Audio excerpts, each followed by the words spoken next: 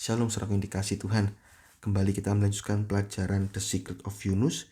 Kita sudah masuk di dalam pasal 3 ayat 1-2 sudah selesai. Kita masuk di dalam ayat 3-4. Ya, kita akan lihat ayat 3-4. Saya akan bacakan dalam terjemahan baru berbunyi demikian. Berfirmanlah Yunus, lalu pergi ke Niniwe. Bersiaplah Yunus, lalu pergi ke Niniwe sesuai dengan firman Allah.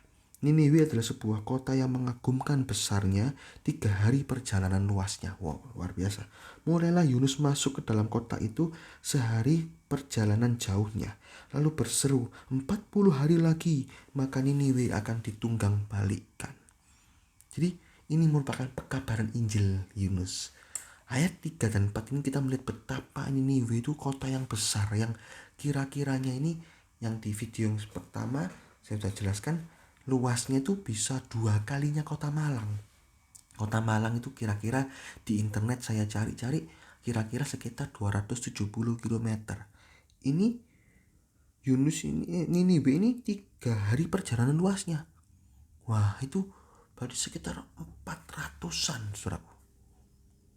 Kalau kita hitung dengan rumus matematika kecepatan jalan, itu berapa jarak yang ditempuh, itu bisa V sama dengan S per T, kan? Kecepatan sama dengan jarak bagi waktu.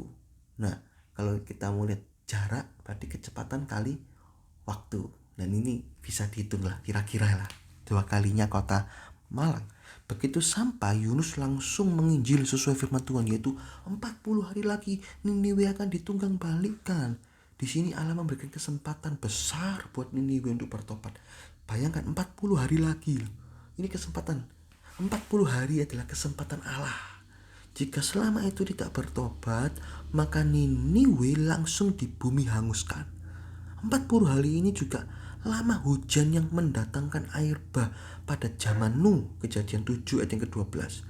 Musa tinggal di atas gunung Sinai juga selama 40 hari 40 malam. Keluaran 24 ayat 18. Sampai mukanya Musa itu bercahaya. Keluaran 34 ayat 29. Elia juga berjalan ke gunung Horeb itu 40 hari 40 malam. Dia bisa jadi sempurna, diangkat hidup-hidup. 1 Raja-Raja 19 ayat 8. Apa ini? Kok 40? Ini rahasia apa 40? 40 ini merupakan angka kematian daging. Ini adalah lambang jika seseorang tidak mau dihukum Allah, maka daging harus dimatikan terus menerus. Jadi 40 hari lagi Niniwe akan ditunggang balikkan. Kamu harus matikan dagingmu, kalau tidak hukuman Allah akan jatuh. Ini rahasianya di sini untuk kita, saudaraku. Dalam Roma 6 ayat yang ke-6, tubuh daging ini harus dibinasakan, atau dalam bahasa Inggrisnya itu dinonaktifkan. Dalam bahasa Yunani itu dikatargeokan, dinonaktifkan, dianggap tidak berdaya. Katargeo itu seperti volume radio dalam zaman dulu itu pakai potensiometer, itu kan berputar begitu.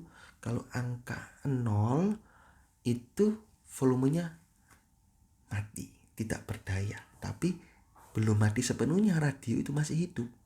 Tapi kalau angkanya digeser ke 1, 2, 3, 4, volume radio suaranya makin besar. Daging itu harus dinonaktifkan, dinulkan. Apakah bisa di-off-kan? Belum bisa, karena kita masih menunggu tebus tubuh, menunggu kedatangan Tuhan Yesus kedua kalinya. Atau kita mati, kematian itu bisa meng-off-kan tubuh daging. Selama masih hidup, tubuh daging bisa dinulkan. Belum mati sepenuh, tapi dinonaktifkan. Tidak boleh dibuat bersuara tubuh daging ini. Tidak boleh bergerak tubuh daging, mati terus menerus. Nah, jika daging mau dimatikan terus menerus, maka bukan saja hanya hukuman yang ditiadakan atau tidak terjadi, melainkan kita bisa diubahkan menjadi tubuh kemuliaan. 1 Korintus 15 ayat 51. Suatu kali kita akan diubah dalam sekejap, memakai tubuh kemuliaan. pada saatnya tiba tubuh daging ini akan menjadi off. Saat ini 0, nanti akan off, benar-benar mati total dari dosa karena berubah menjadi tubuh kemuliaan. Kita perlu bersikap keras terhadap kedagingan agar tidak menjadi orang fasik, saudaraku, agar tidak ditunggang balikan, hukuman Allah turun. Jangan. Paulus mengatakan dalam 1 Korintus 9 ayat 27 bahwa dia menyiksakan, dalam bahasa Inggrisnya keep under, bahasa Yunaninya hupopiatsu, itu dibuat susah, dibuat tersiksa. Tubuh daging ini dibuat tersiksa, dimatikan, dan diperhambakan. Kenapa? Karena tubuh daging ini yang condong kepada dosa. Kalau dinonaktifkan, dosa bisa mati. Dan dia bisa hidup sesuai rencana Allah. Rohnya dikuatkan. Seperti anjing putih, anjing hitam. Kalau anjing putih diberi makan terus, anjing hitam tidak diberi makan terus, akhirnya anjing hitam lemes, dosanya lemes. Anjing putih kuat, rohani kita kuat. Pada waktu dosa pengen melakukan sesuatu karena gak ada makanannya, lemes kan, rohani kita kuat untuk berkata tidak terhadap dosa. Perzinahan tidak, bohong tidak, curi tidak, pornografi tidak. Kenapa? Karena rohani kita dikuatkan. Tidak diberi makan tontonan-tontonan dosa, tidak mau ditonton. Video-video dosa tidak mau ditonton, sehingga lemes dosanya. Bisa paham, saudara? Ajakan-ajakan berbuat dosa ditolak semua. Nah, tubuh daging dibuat tersiksa terus, diperhambat terus. Selama kita masih hidup dalam dunia ini, ayo senantiasa mematikan daging agar akibat dosa tidak digenapi dalam hidup kita. Ingat video yang lalu, ayat 1 ayat 2, ada penurunan rencana Allah, ada penundaan rencana Allah. Hati-hati, karena setiap dosa ada akibatnya, besar atau kecil. Ya. Sekali lagi, kembali ke ayat yang ketiga, keempat ini. 40 hari lagi Niniwe akan ditunggang balikan. Ini angka kematian daging.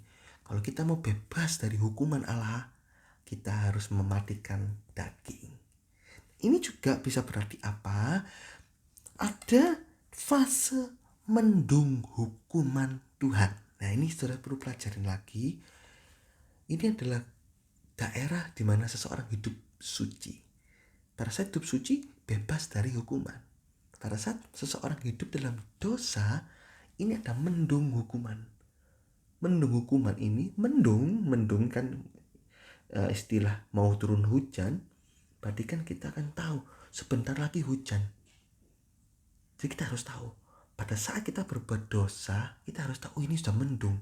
Sadari, kita ini di bawah mendung hukuman Allah kalau kita berbuat dosa. Dan kalau kita tetap tidak bertobat, fase ini jalan. Fase mendung ini jalan sampai fase mendungnya habis waktunya, tetap tidak berdosa, tetap tidak bertobat, maka akan terjadi hujan hukuman Allah. Allah ini murah hati, nggak langsung cepat menghukum. Pengkhotbah 8 ayat 11, lambat menghukum. Tapi jangan menganggap sepi kemurahan Allah. Roma 2:24. Bertobat, jika ada dosa cepat bertobat. Jangan tunggu mendung ini jadi hujan.